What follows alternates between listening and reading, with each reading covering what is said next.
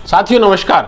आज हम एक वीडियो में चर्चा करेंगे किस तरह से लंग्स के इन्फेक्शन या ऐसे मरीज जिनके फेफड़े कमजोर होते हैं या किस तरह से बार बार अस्थमा के सीओपीडी के पेशेंट्स हैं जिनके फेफड़े बहुत वीक हो गए हैं, ओल्ड एज के पेशेंट्स हैं जिनको बार बार जुकाम खांसी बुखार बार बार होता है, इन्फेक्शन बार बार होता है, निमोनिया बार बार होता है, ऐसे पेशेंट को हम किस तरह से वैक्सीनेशन के माध्यम से, वृद्धावस्था में वैक्सीनेशन के माध्यम से निमोनिया की वैक्सीन के लिए या इसमें न्यूमोकोकल वैक्सीन और इन्फ्लुएंजा वैक्सीन से किस तरह से मरीजों को बचा सकते हैं और इस वैक्सीन के क्या क्या फायदे होते हैं, खुद ही हम सुनेंगे। आज हमारे साथ हमारे मरीज हैं जिनके लंग इन्फेक्शन है, उनके हमने वैक्सीन लगाई है, किस तरह से वैक्सीन निमोनिया सीओपीडी अस्थमा के पेशेंट्स को फायदा देता है। तो हमारे साथ सुनिए खुद मरीज की जुबानी जिसके अंदर वैक्सीन के साथ निमोनिया में फायदा की कहानी। मेरे साथ हैं हमारी पेशेंट शांति देवी जिनकी उम्र 60 साल है और आप जयपुर राजस्थान के रहने वाले हैं और जयपुर में आप मेरे पास क्लिनिक पर हैं। शांति देवी के जो हमारे पास पेशेंट हैं ये बेसिकली लंग्स डिजीज़ के पेशेंट हैं, फेफड़ों की दिक्कत है इनको। तो सबसे पहले तो आप ये बताएं मैडम कि आपके क्या क्या समस्या थी सबसे पहले जब आप आए थे, लगभग साल, 1.5 साल, 2 साल, 3 साल से दिखा रहे हैं। पहले ना जुकाम ला अगर कोरोना हो तो फिर कोरोना से आप दवाई ली तो ठीक हो गई। अच्छा, आप ये बताओ कि स्मोकिंग करती हैं आप? थोड़ी बहुत। हाँ, ये स्मोकर हैं।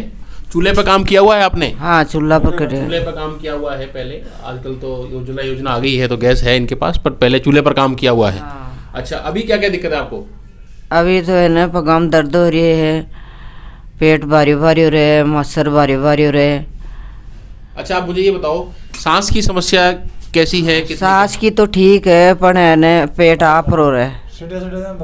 हाँ, अच्छा, सीढ़ियाँ चढ़ने पर सांस बढ़ जाता है। ठीक है, आप इनके हस्बैंड हैं। देखिए, सबसे बड़ी चीज़ इस वीडियो के अंदर ये इंपॉर्टेंट है कि क्रॉनिक स्मोकिंग और महिलाओं के अंदर अगर स्मोकिंग नहीं भी करती हैं महिलाएं तो चूल्हा वर्कर, चूल्हे से जो धुआं एक्सपोज होता है वो कहीं ना कहीं लंग्स के अंदर दिक्कत करता है और ऐसे पेशेंटों में क्रॉनिक ब्रोंकाइटिस और स्पेशली कोविड के बाद के अंदर इस तरह के केस बहुत बढ़ गए थे और लंग इन्फेक्शन हो गया तो फेफड़े वीक पड़ जाते हैं।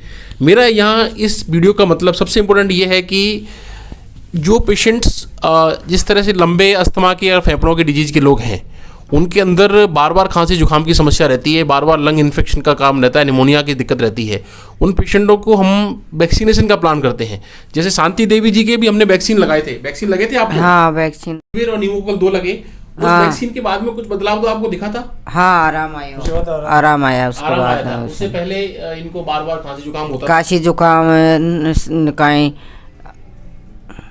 छींकाएं कहाँ वो था तो वो कम हो गया था। वो रीज़न ये है कि हम अगर लंग्स डिजीज के पेशेंट्स को न्यूमोकोकल और फ्लूविर से वैक्सीनेशन करते हैं तो निमोनिया का जो इंसिडेंस है वो कम हो जाता है और ये बेनिफिट यहाँ मिला है। इसलिए ऐसे लोग जिनको फेफड़ों की समस्याएं हैं वो लोग जो इस वीडियो को देख रहे हैं वो लोग कोशिश करें कि अपने गार्जियंस, मदर फादर, पेरेंट्स या खुद स्वयं उनको वैक्सीनेशन के लिए प्रेरित करें। जिस तरह से छोटे बच्चों में टीका लगता है उसी तरह से बड़े लोगों के लिए भी आजकल टीके बनने लगे हैं और जिनसे बीमारियों में बहुत राहत मिलती है।